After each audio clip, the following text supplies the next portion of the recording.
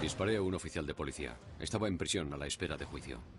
No había ninguna duda. Se enfrentaba a la pena de muerte. Mi única oportunidad de seguir vivo era escapar. Tendría o que trepar por el muro en el área de recreo o excavar la pared para salir de mi celda. Nunca hubo un interno que se hubiera fugado haciendo un agujero en la pared. Estas son las historias de fugas de prisión reales basadas en los relatos de sus protagonistas, noticias y documentos oficiales.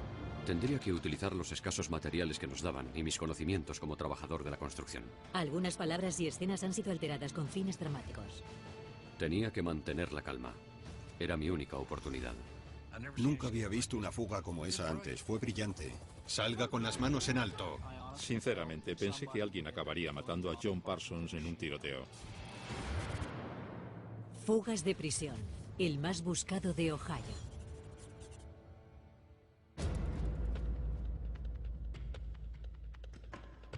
Me llamo John Parsons.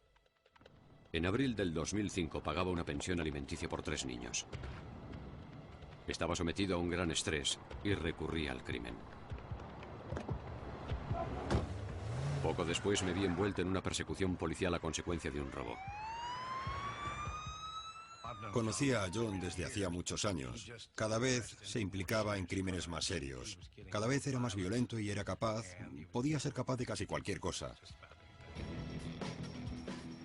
El oficial Cox regresaba a casa después de visitar a sus padres y sus caminos se cruzaron. Ni siquiera me di cuenta de que era un oficial de policía. Cuando miré hacia atrás y vi al hombre caer y fui consciente de que yo le había disparado, entré en pánico y me entraron ganas de vomitar. Estaba aterrorizado.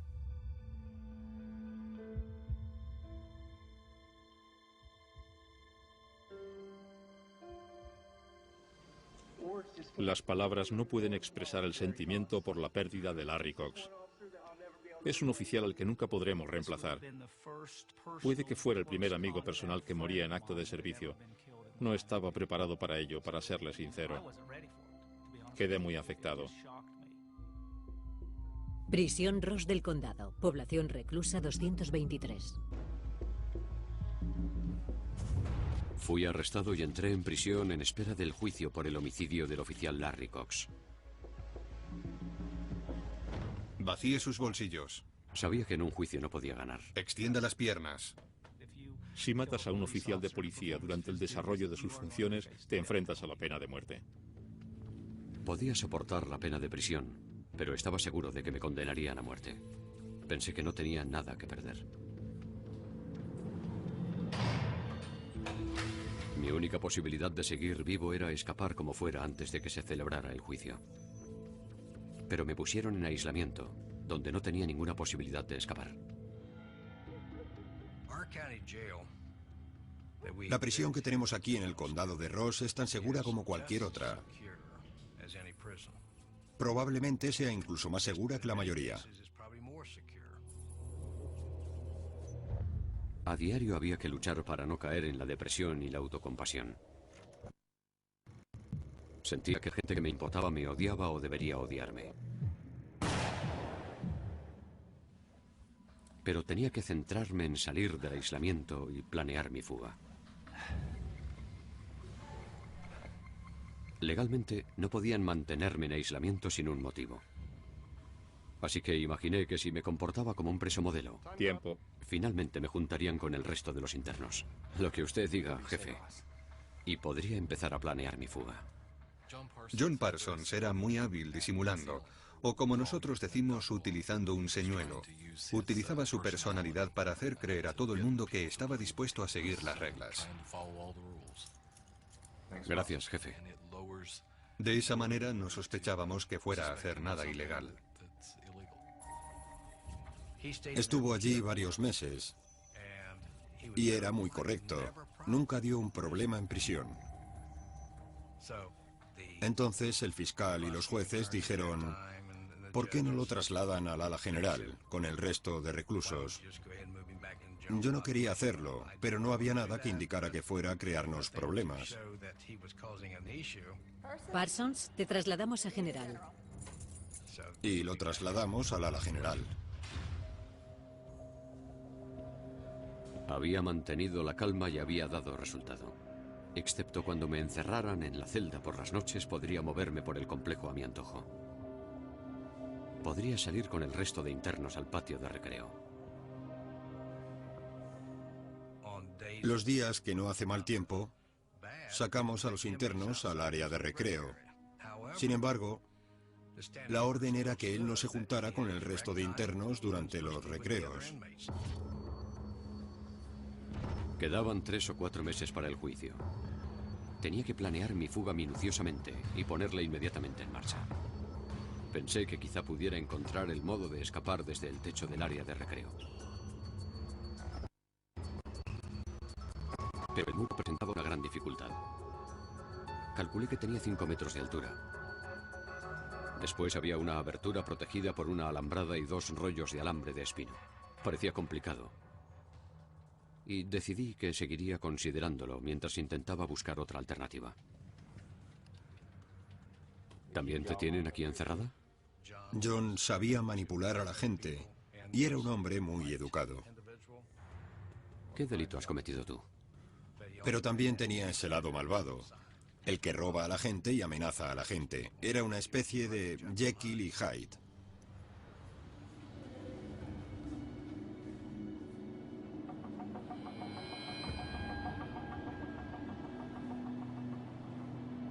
Todas las celdas tenían una pequeña ventana que daba al exterior.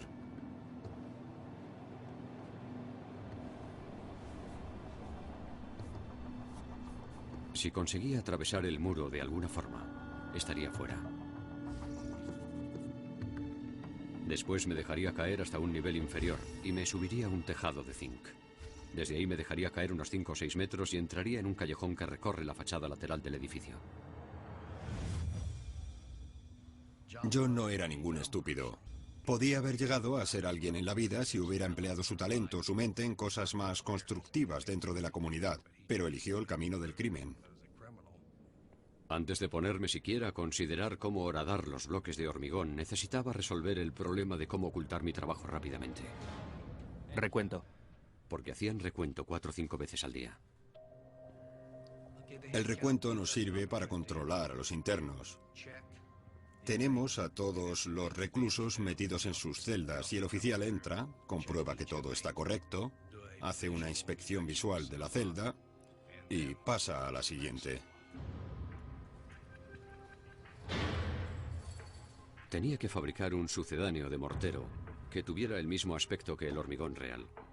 Antes de dedicarme al crimen trabajaba en la construcción, así que supuse que me sería fácil dar con algo que diera resultado.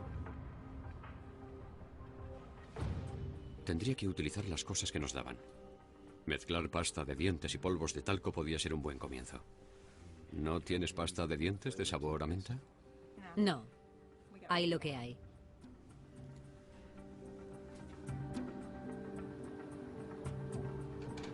No digo que sea un genio, pero soy más listo que la mayoría de mis compañeros de prisión.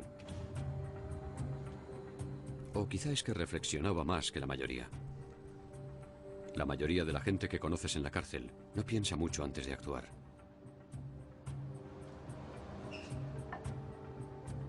Finalmente, di con la textura adecuada. Pero no secaba bien y, desde luego, no era el color. Estaba bloqueado.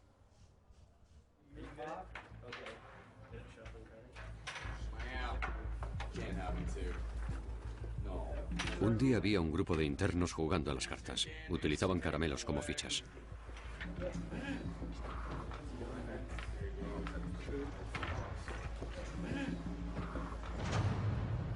Y entonces se me ocurrió. Mezclando caramelos azules y verdes en la cantidad suficiente, quizá pudiera conseguir el color de la pared de la celda.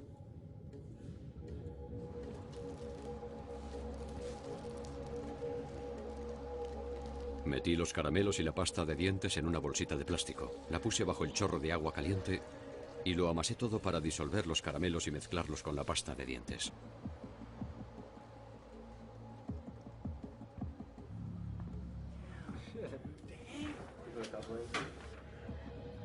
Le dije a los internos que eran los únicos caramelos que me gustaban E hice trueques con ellos para conseguir más. Ya tenía mi mortero. Necesitaba ahora una herramienta para empezar a excavar el muro. Las lamas de la rejilla de ventilación tenían unos 10 centímetros de largo y estaban soldadas por ambos extremos. Y con solo las manos apenas conseguía doblarlas un poco, así que utilicé la taza de plástico duro en la que nos servían la leche del desayuno.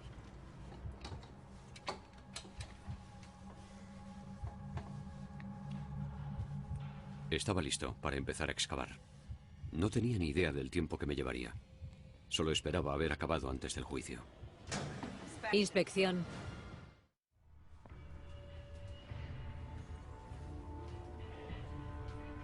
Temí que la funcionaria inspeccionara más minuciosamente y detectara que había estado excavando.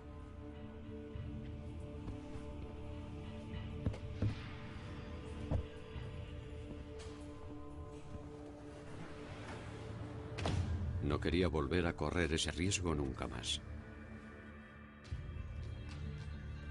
Decidí empezar a excavar inmediatamente después del recuento, así no era probable que volvieran en bastante tiempo. Solo podía excavar una media hora cada vez e inmediatamente lo tapaba corriendo. A ese ritmo no estaba seguro de poder terminar antes de que comenzara el juicio que estaba previsto para un par de meses después.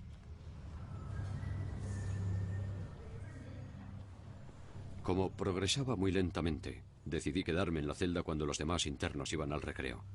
Así tendría más tiempo para trabajar el muro. ¿Te vienes?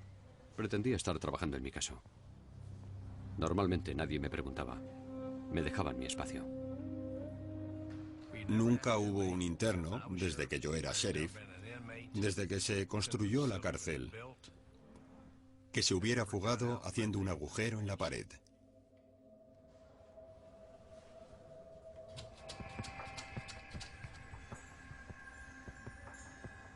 Al poco tiempo de empezar a excavar me encontré un problema. Había una especie de malla metálica entre los bloques de hormigón. Ya tenía ampollas y llagas en la mano de excavar.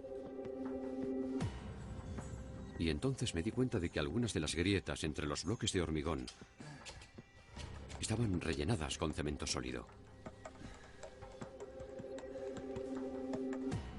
Volví a tapar esa zona y pasé al bloque siguiente.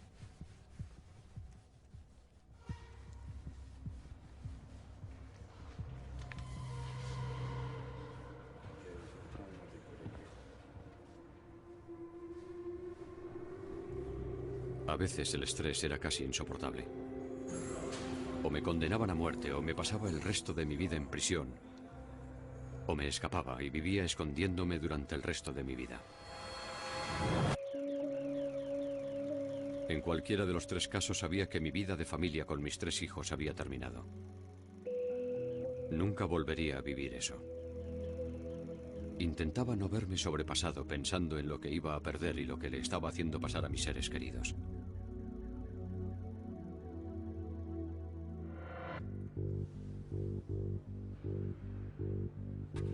Intentaba apartarlo de mi cabeza, no pensar demasiado en ello y centrarme en mi plan.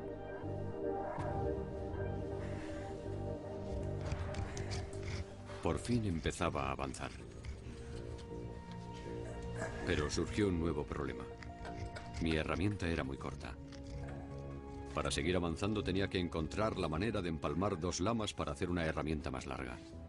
No vi nada que pudiera servirme cuando nos repartían el material, pero cogí algunas otras cosas que podían servirme llegado el momento. Entonces inspeccioné los artículos de limpieza. Me di cuenta de que las escobas tenían cable de acero enrollado para unir las cerdas al palo de madera.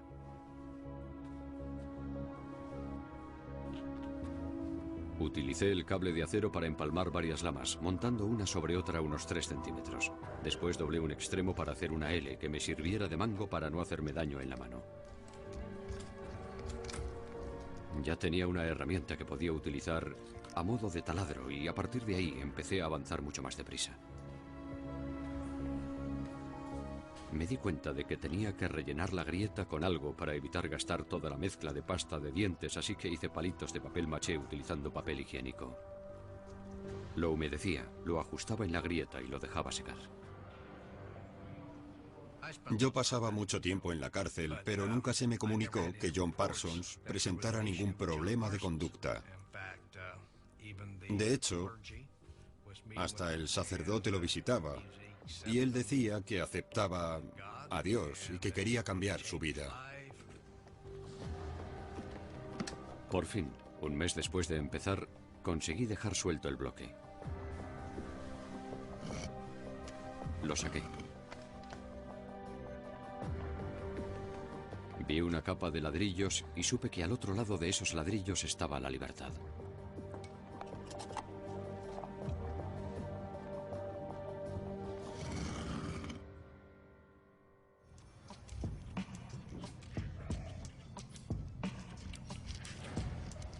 Un par de días después, seguía trabajando en la pared. El señor Miller era un nuevo funcionario. Era muy quisquilloso con el polvo y la limpieza. Un día se presentó antes de tiempo.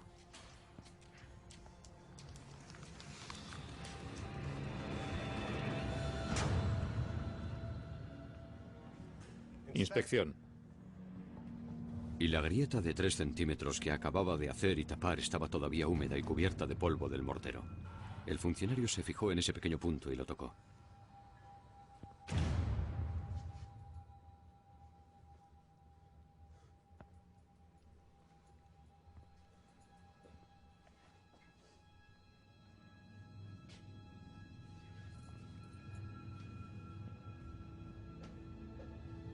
No tenía ni idea de que junto a esa pequeña grieta de 3 centímetros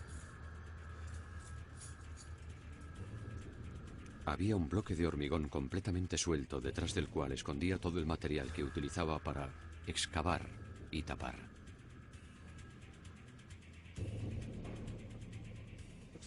Parece que alguien ha estado escarbando aquí. Yo no sé nada. El corazón se me salía del pecho y estaba a punto de darme un ataque de ansiedad. Pero envíe a alguien para que lo arregle. No quiero que me echen a mí la culpa.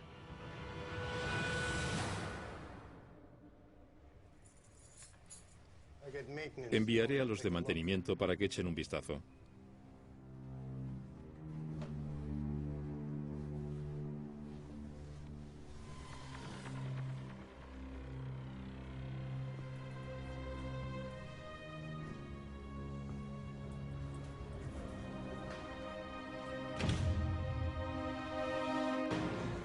Aquello ocurrió un viernes y sabía que el lunes por la tarde vendría alguien a inspeccionar la pared y me descubrirían. No tenía tiempo suficiente para terminar de abrir el agujero.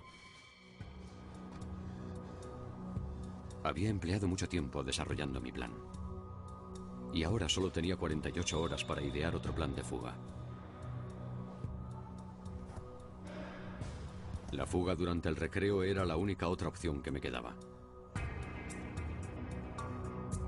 Si conseguía trepar el muro, podía alcanzar la azotea desde donde podría deslizarme hasta el nivel inferior y a partir de ahí seguir la ruta de escape original. Pero si conseguía trepar la pared, el alambrado de espino sería un obstáculo que me impediría llegar a la alambrada que había detrás.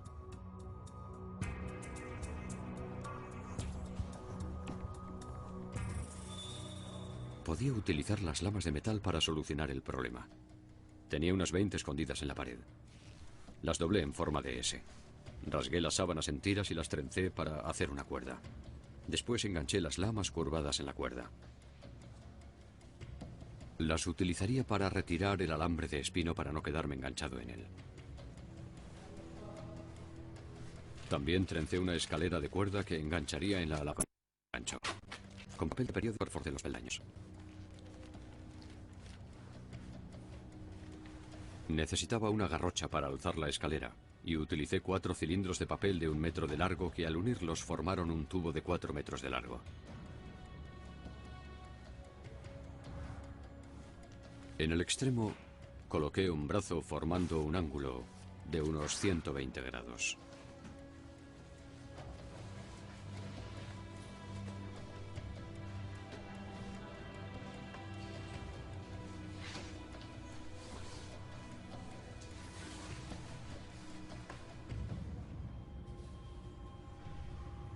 Toda aquella noche me la pasé despierto pensando que iba a ser muy arriesgado intentarlo con tantos testigos delante y la cámara y los funcionarios que podrían descubrirme muy fácilmente.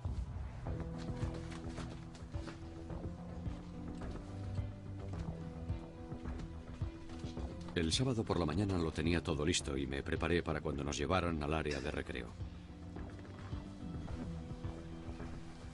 Me puse el uniforme rojo encima del azul y después de varios ajustes y de atarme todos los aparejos a las piernas y al torso pude esconder la escalera y las secciones de la garrocha debajo de la ropa sin que se notara demasiado.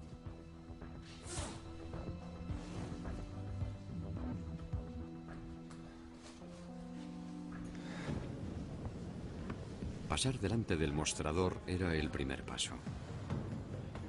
Esperaba que no me rompieran la rutina y me cachearan.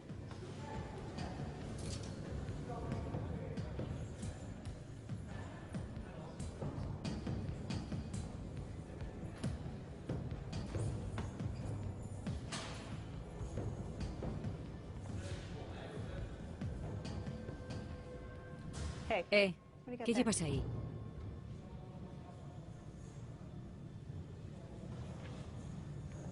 No puedes sacar nada al área de recreo. Tenía que mantener la calma.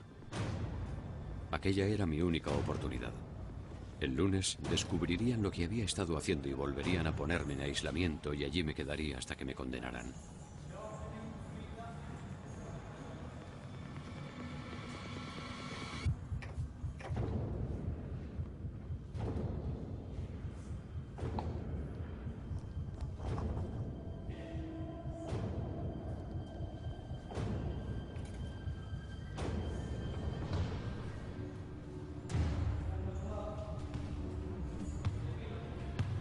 Había conseguido llegar al área de recreo, y allí comenzaba el gran reto.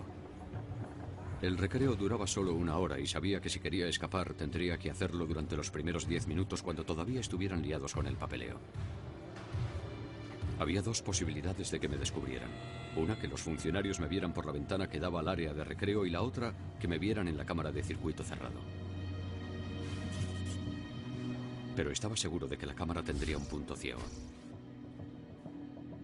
Los funcionarios no podrían ver toda el área de recreo desde detrás del mostrador.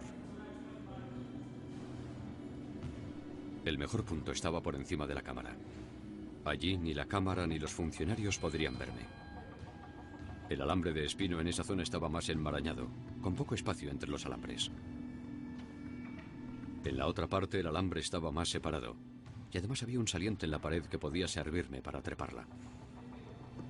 Pero estaba seguro de que esa zona era captada por la cámara, y me arriesgaba mucho a que los funcionarios me vieran.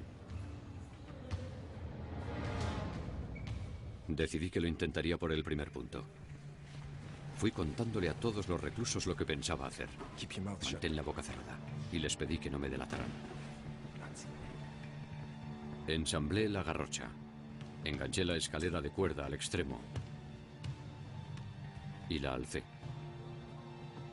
Pero después de varios intentos decidí que la alambrada de espino allí era muy densa y no iba a poder atravesar la alambrada. Era el único punto seguro y quedaba descartado.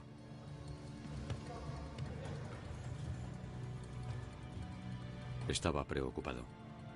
En el otro extremo era muy probable que los funcionarios me vieran y estaba en pleno campo visual de la cámara.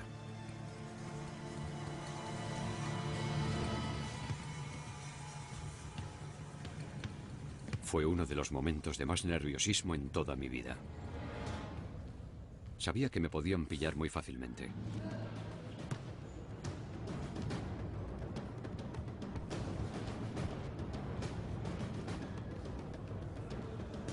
Me situé junto al saliente en la pared. Tenía que actuar lo más rápido posible y esperar que para cuando se dieran cuenta fuera demasiado tarde. Volví a ensamblar la garrocha. Después de varios intentos conseguí enganchar la escalera a la alambrada.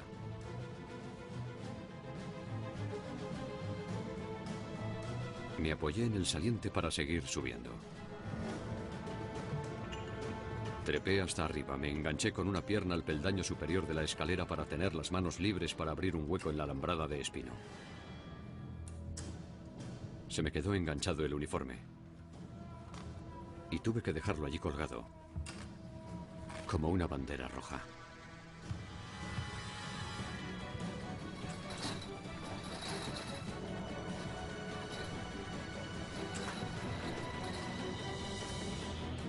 Por fin estaba en la azotea de la prisión. Había superado la parte más difícil de mi fuga. Tenía una caída de unos 6 metros hasta el callejón.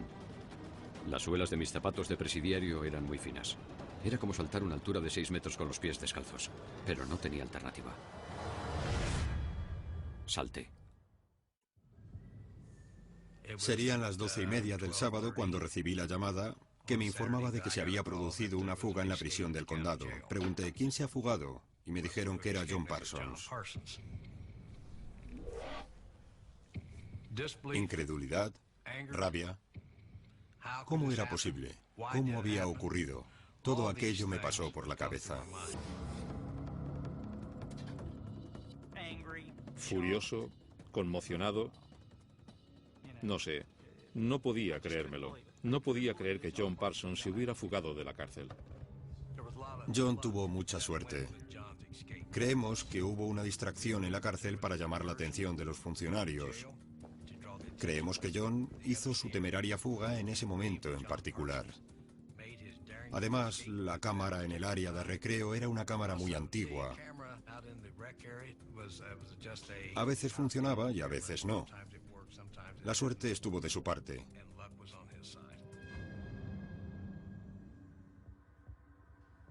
Dejó una nota dirigida directamente a mí.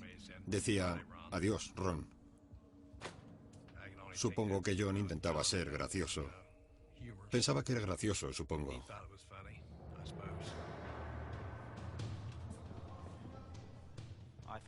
Para cuando se nos notificó, supuse que estaría ya fuera del estado, porque hubo un lapso de tiempo de probablemente 45 minutos a 1 hora desde que se escapó hasta que se notificó.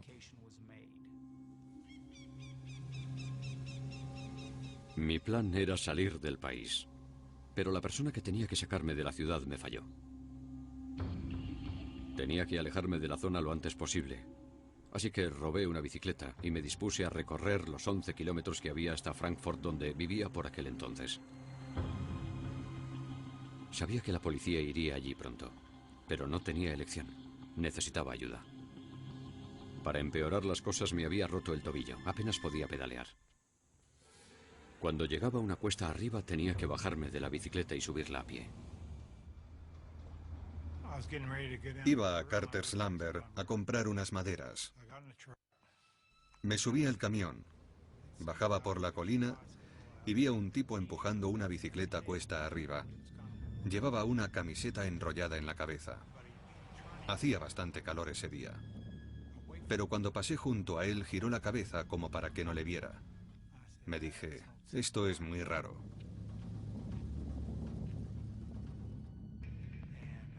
Mi hijo estaba cortando el césped delante de su casa y le dije,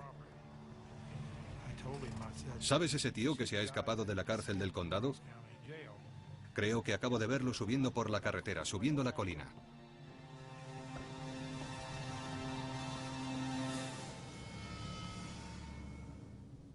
Estuvimos allí unos minutos. Ahí está, ahí viene, ahí viene. Y apareció subiendo la cuesta. Es él, no hay duda de que es él. Y de repente miró, y en cuanto miró supo que le estábamos observando.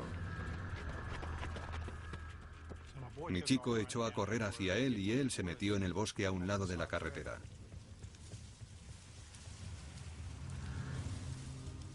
Scott llevaba el móvil y llamó al 911.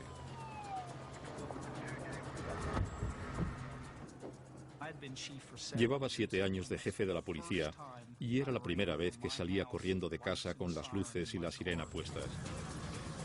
Respondimos inmediatamente a esa llamada y acudimos al lugar exacto donde John Parsons había abandonado la bicicleta para internarse en el bosque. Podíamos asegurar el perímetro fácilmente porque el perímetro eran las carreteras que lo rodeaban. Pusimos un anillo de acero de 5 kilómetros de perímetro. Era probablemente uno de los terrenos más accidentados de Ross County, pero nos parecía que iba a ser fácil capturarlo. Les llevaba ventaja, pero enseguida oí a los perros y los helicópteros aproximándose. Iba todo lo deprisa que podía, retrocediendo y moviéndome en zigzag para despistar a los perros. Delimitamos la zona, avanzamos en distintas direcciones y peinamos el bosque palmo a palmo buscando a John Parsons.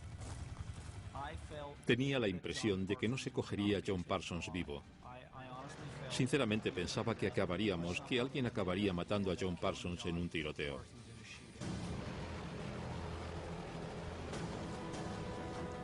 Iba en la dirección contraria de donde venían los ladridos de los perros y el ruido de los motores de los quads. Enseguida eso me llevó a un cuello de botella. Sabía que no podía cruzar ningún trozo de campo abierto porque me localizarían enseguida.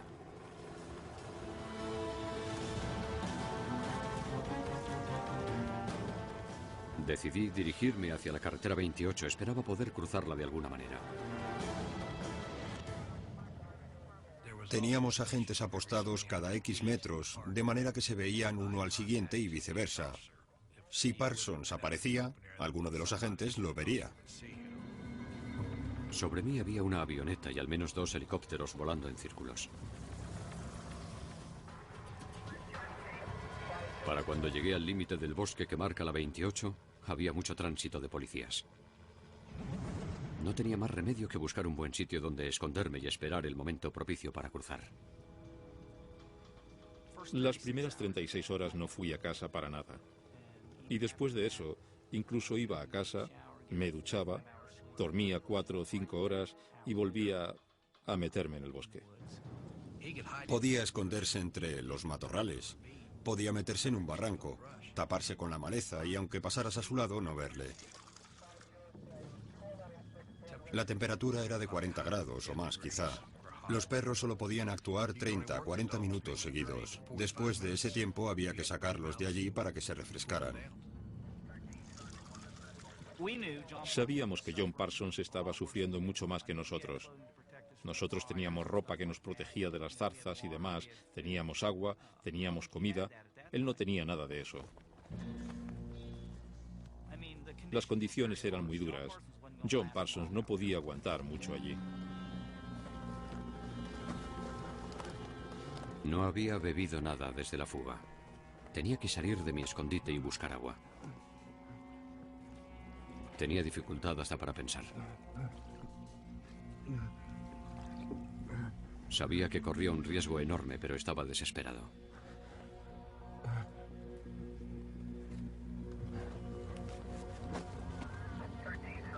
Aquella noche, después de la medianoche, empecé a avanzar en paralelo a la carretera intentando encontrar un hueco entre los coches patrulla para cruzar la 28. Empecé a contar el tiempo que transcurría entre cada pasada de helicóptero o avioneta. Calculé que eran unos 45 segundos entre cada batida.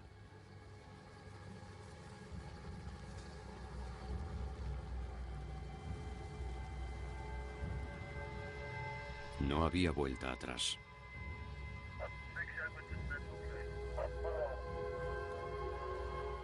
Me quedé allí sentado hasta que me pareció que había silencio en la carretera y en el cielo, y eché a correr. No podía creerlo. Había conseguido cruzar sin ser visto. Pero sabía que no iban a rendirse. Sentía que el mundo entero intentaba darme caza.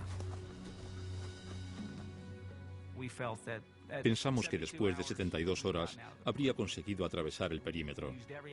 Habíamos utilizado todos los medios a nuestro alcance para capturarle y habíamos fracasado.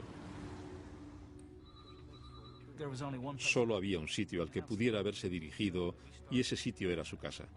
Así que empezamos a vigilar e interrogar a su familia. Todos sus amigos y algunos miembros de su familia nos dijeron que era un hombre acostumbrado a vivir al aire libre.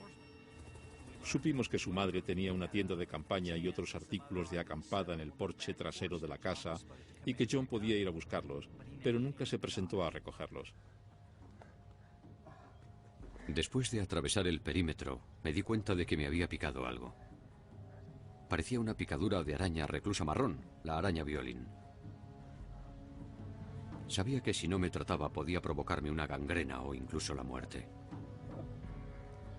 Necesitaba antibióticos. Tenía un amigo que tenía acceso a medicamentos, pero vivía en Chillicothe. No tenía elección. Tuve que regresar a territorio enemigo donde al parecer todo bicho viviente iba detrás de mí. Encontré un sitio donde refugiarme un tiempo. Mi amigo me compró antibióticos para tratar la infección y diversos artículos para limpiar la herida. Reflexioné mucho acerca de a dónde iría una vez que me hubiera curado. Al final decidí que a Canadá. Este es nuestro hombre. Ofrecimos una sustanciosa recompensa. Da igual lo leales que te sean los amigos. Si les ofreces $100.000 te van a entregar. Son capaces de entregar a sus madres por esa cantidad. Sheriff Nichols, recibimos la llamada de un residente que decía haber visto a John Parsons en la carretera de Three Logs, en una cabaña abandonada. Gracias por llamar. Vamos para allá.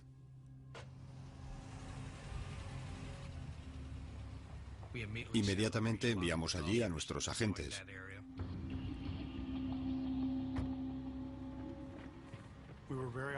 Teníamos mucha confianza en capturarle aquel mismo día, en que aquel sería el día en que todo concluiría.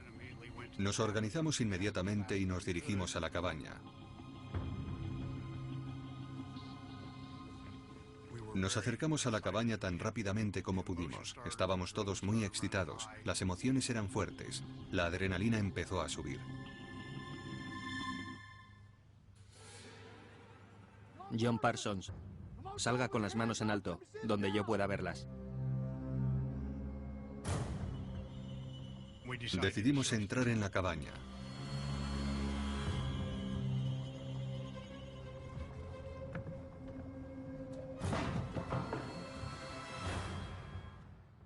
Despejado, despejado.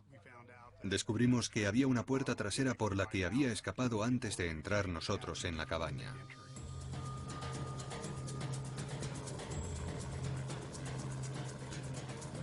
Corrí hacia el río pero sin abandonar el bosque. Hicimos lo mismo que en McDonald Hill. Aseguramos el perímetro y empezamos a peinar la zona. La choza estaba situada junto al río. Si había tenido la oportunidad de escapar o si había cogido una canoa, no lo sabíamos. Podía oír a los perros en el bosque. Me metí en el río para que perdieran mi rastro. Oía los helicópteros arriba, así que me metí donde el agua era más profunda. Cada vez que un helicóptero se acercaba, me metía bajo el agua hasta que habían pasado. Supuse que tendría que esperar allí hasta que se hiciera tarde y el helicóptero y los coches patrulla empezaran a dispersarse. Intentábamos mantener la presencia de un helicóptero durante toda la noche si nos era posible. Desgraciadamente no pudo ser porque no pudimos contar con los medios necesarios cuando nos hizo falta. Finalmente dejé de oír tráfico cercano, así que me la jugué. Eché a correr.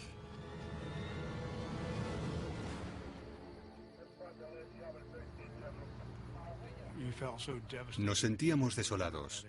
No habíamos conseguido hacerle salir. Habíamos estado muy cerca, pero los esfuerzos habían sido en vano. Acabé en Eastern Avenue, a unos 2 kilómetros de la cárcel de la que había escapado. Junto a mí había un almacén de maderas.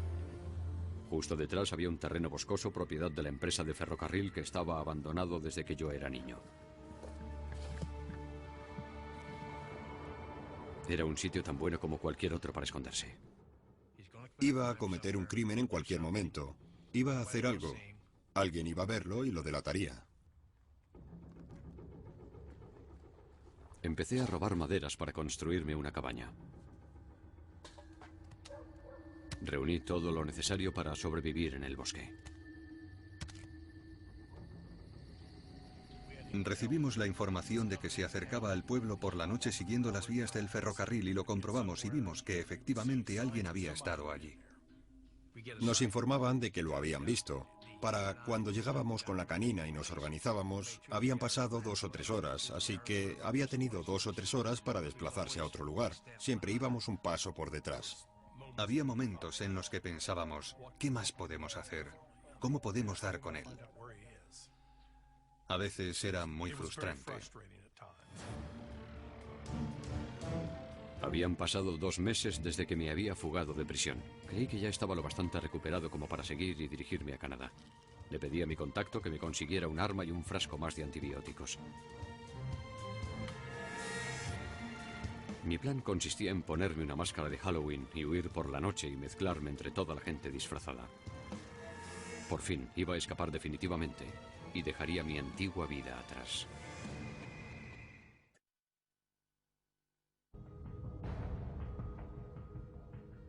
Recibimos una llamada que nos informaba de que alguien había construido una cabaña rudimentaria en las proximidades de la empresa maderera Eastern Avenue. Acabábamos de volver de comer y estábamos todos en la puerta de la comisaría charlando. Y recibimos una llamada que decía que se había visto a John Parsons en una cabaña detrás de la empresa maderera.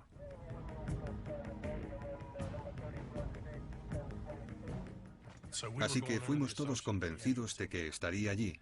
Estábamos preparados.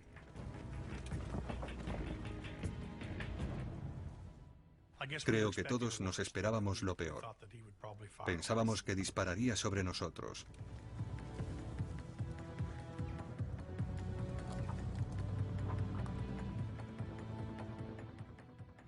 Ya había disparado a un agente. ¿Qué le importaba disparar a 1 o 2 más?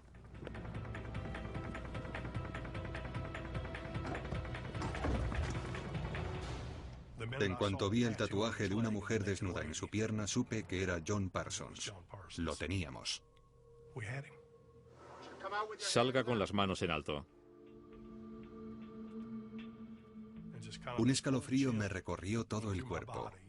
No sé, euforia, supongo. Le ordenamos que pusiera las manos en alto. Le pregunté si llevaba algún arma de fuego encima. Me dijo que no. Que lo único que llevaba era una navaja.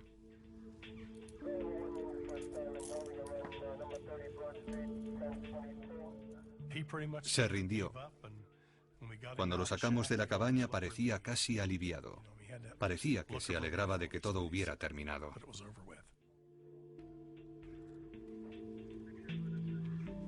Sentí una gran decepción cuando me capturaron después de todo por lo que había pasado intentando escapar y que todo saliera bien.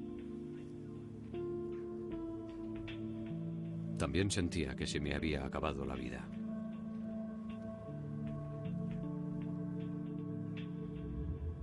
De verdad esperaba que me condenaran a muerte.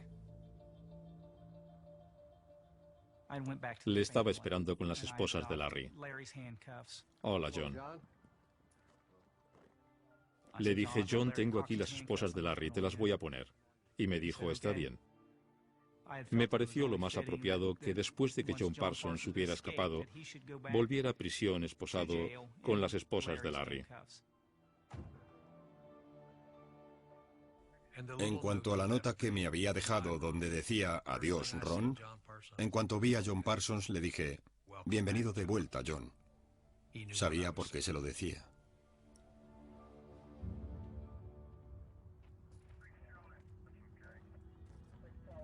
John Parsons fue capturado el 19 de octubre de 2006. Se confesó culpable de homicidio con agravante y otros delitos. A cambio de declararse culpable, se le conmutó la pena de muerte por la de cadena perpetua, sin posibilidad de libertad condicional. Actualmente cumple condena en la penitenciaría del estado de Johnstown, Ohio. John Parsons se volverá a escapar. Puede que no hoy ni el año que viene, puede que no en 6 años, ni en 10 años a partir de hoy, pero algún día, donde esté, volverá a intentarlo.